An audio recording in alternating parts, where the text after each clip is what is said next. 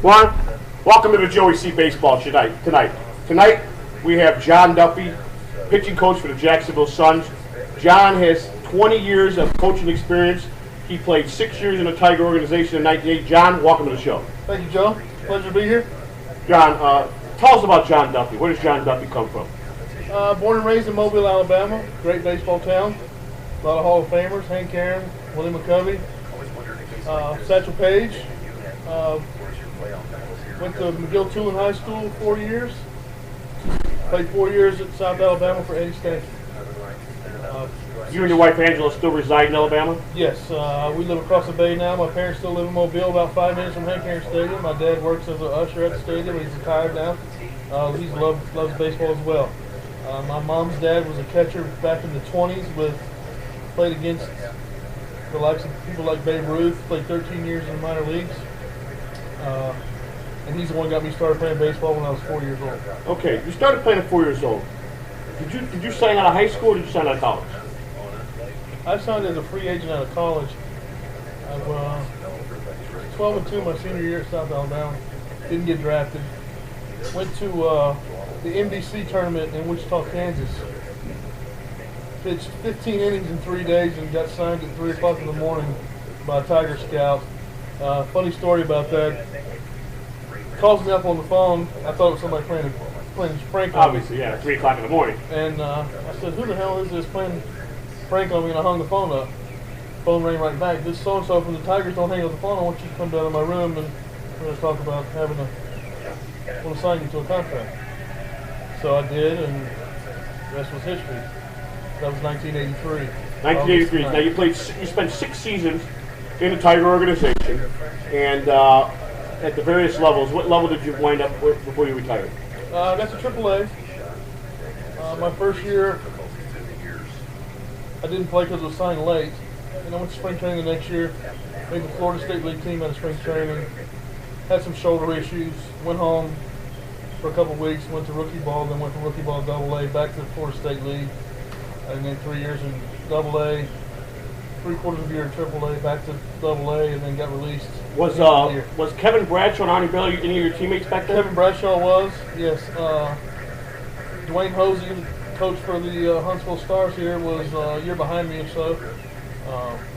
But Bradshaw was a good teammate. Yeah, great teammate. I believe he's the field coordinator now for the Detroit Tigers. Sure. So, after you finally realized that, and it all comes a time in a player's career, whether he's a hitter or a pitcher, good Lord comes down and says it's time to retire. Well, they retire you sometimes. At some point, you get retired.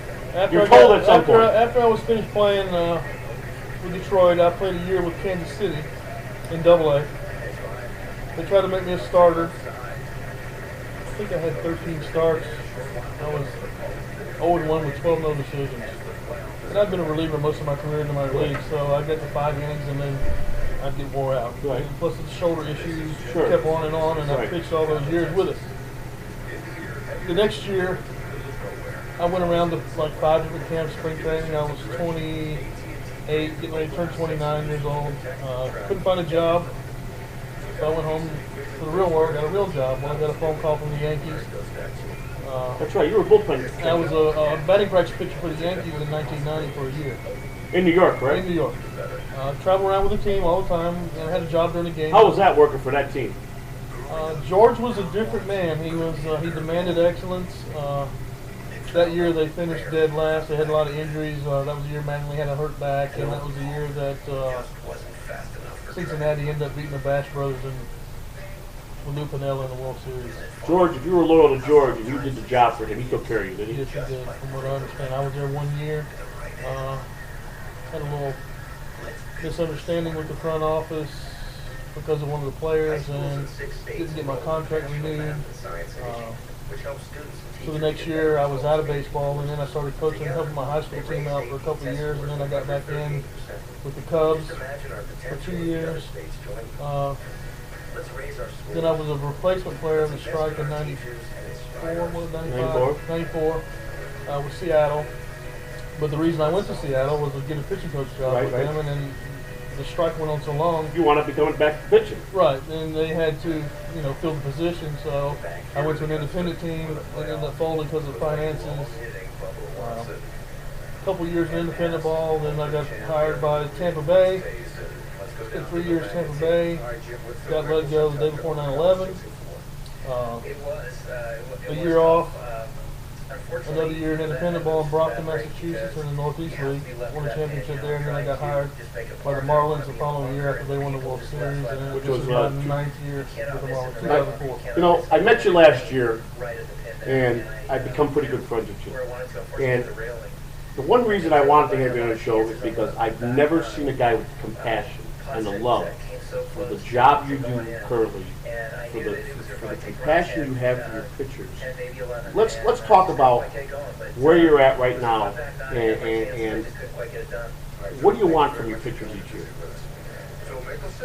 Well, first of all, when I was playing with Detroit, I didn't have a pitching coach. We had one pitching coach for 6 teams. So you saw your pitching coach coordinator maybe 2 times a year. Right. Not very many days. Right.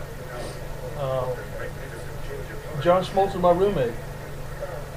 And he was 19, I was 25. And I remember the day he got traded from Detroit. He was born and raised in Detroit. You know, that might go down as Detroit's worst trade in history. Maybe. Well, at the time, Doyle Alexander went 9-0 down the stretch. And then the Tigers got beat in the playoffs by Minnesota that year. But that's really was a turning point for me, helping him out, helping other guys out, because I had played for a major league manager for 4 years, and they said if you played for him 4 years, it's like playing 8 years in the minor league. So I was ahead of the curve as far as that went with guys. So that's really when I decided I wanted to become a coach. I've watched you, and last year you had a lot of close games. Last year you had a lot of run games, and the compassion I see you have when you lose by a 1-run game. I watch you just. You get so frustrated in certain areas of the game. I mean, what would you like to see? What's your biggest dream for when you're the pitching coach for your 5 starters and your relief pitchers? I mean, what's your goal? What do you hope in a perfect world to happen each and every year? In a perfect world, you try to make them better every day. You try to give them the work ethic, understand the process that it takes to get to the major leagues. But the biggest thing is the mental capability from day to day, from pitch to pitch, from out to out, from inning to inning, and let that carry on from the starter to the reliever to the closer to the next day, and it just keeps going and going and going on through the 140 games. And at the end of the year, if you've done everything that you asked them to do and they've responded and they've understood the process, then you have an opportunity to be in the playoffs and you have an opportunity to win a championship. Right. And speaking of championships, you were the pitching coach for Jacksonville, and you guys won back-to-back championships, 2009 and 2010, correct? Correct. I was here in 10. Rico Neves, who's the bullpen coach for the Marlins, was here in 2009. He took half of my pitchers from the A-ball that year to help him win the championship up here, which, that's the way we roll, and that's the way we work. That's player development. That's the way it's supposed to be. And how many you never times? get any more satisfaction out of winning the championship, seeing those guys progress, and then seeing them go to the major leagues and be successful. And that's where the gratification comes in, because, as coaches, we don't make a lot of money in the minor leagues. That's correct. And it's a grind. I mean, I've been 30 years in this game, 20 years as a coach, 20 years riding a bus. Day and night, 6 months out of the year, and sometimes it's hard, and you miss your family. You don't get to see your family a lot, but that's the way it is, and I've been in baseball for You're one of the first guys in the ballpark and one of the last to leave every day. just about every day. I try to prepare myself for the next day, the night before, when I leave here. Last year, you had a kid named Brad Hand. How was it for you today that he went up and you actually got to sit there and watch him pitch in the big league? I was happy for him, and he was a part of that 010 championship team. He came up here as a 20-year-old, handled it very well. Was he ready to pitch in the major leagues this year? Last year, probably not as a finished product, but he's taken that step forward. He handled it, and now he's moved on. And I think as he progresses and matures, you're going to see a pretty good player down the road.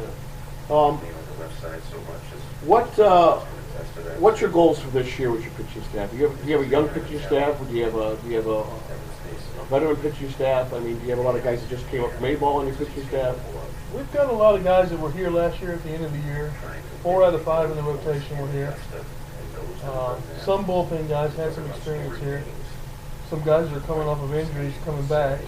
The guys that came back,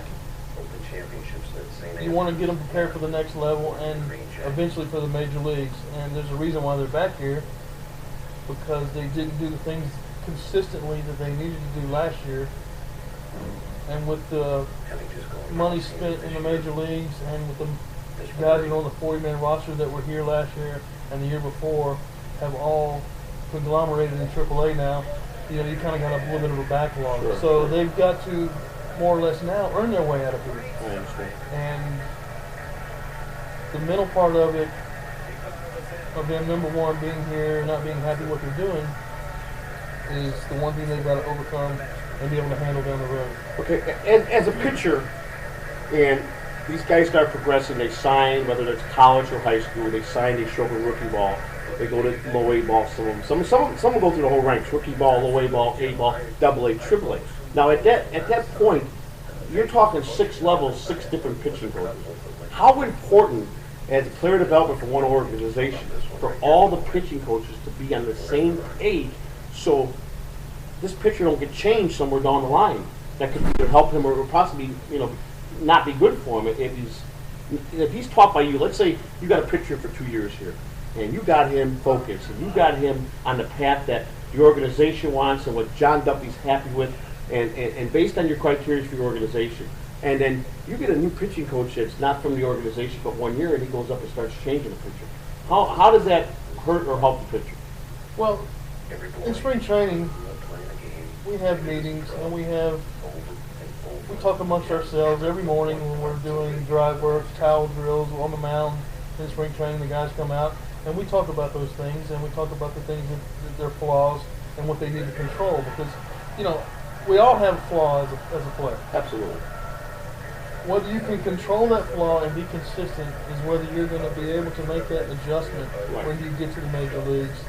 And eventually, I try to teach guys that through the mechanics and all the work we do and all the mental stuff we do, eventually you're going to be your own best pitching coach. Right. And if you can understand that, understand your body, understand how to make adjustments, then that makes my job a lot easier. Sure. It makes everybody else's job a lot Absolutely. easier.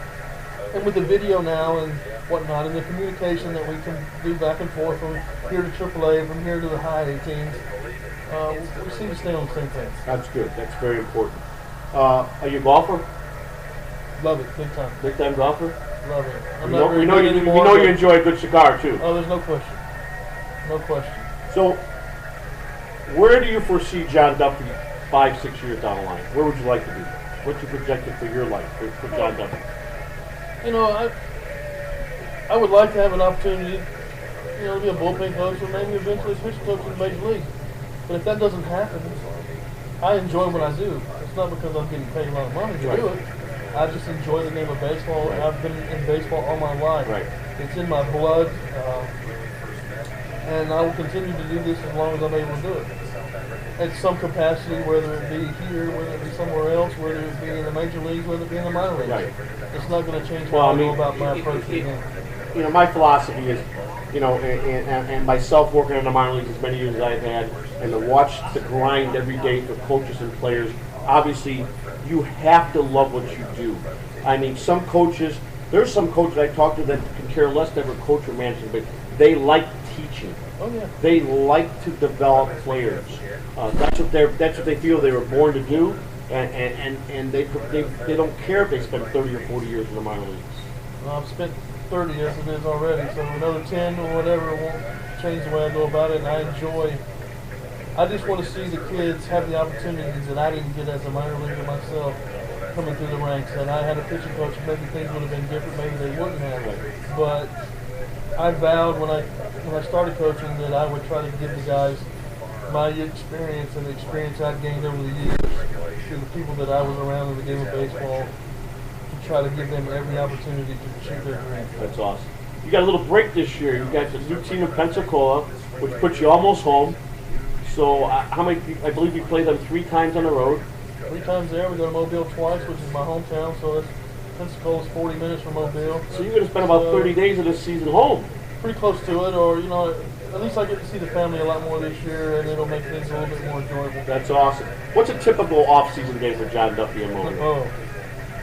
If I'm not playing golf, I'm going fishing, spending time with the wife, trying to keep her happy and take her places as much as we can. But there's 6 or 7 days out of the week I'm either playing golf or going fishing. That's awesome. That's awesome. Well, John, I tell you what, it's been a pleasure having you on. You're an awesome guy. The time that I've got to know you the last 2 years, I'm glad to call you my friend. We hope to have you in the future on the show. Ladies and gentlemen, John Duffy, pitching coach, Jacksonville Suns. This is the Joey.C Baseball Show. Tomorrow we have the legendary Andy Barquette, who's one of my dear friends and is the manager of the Jacksonville Suns, on the show tomorrow. As we promised, we're going to continue to bring you mounds and mounds of great guests, great baseball people.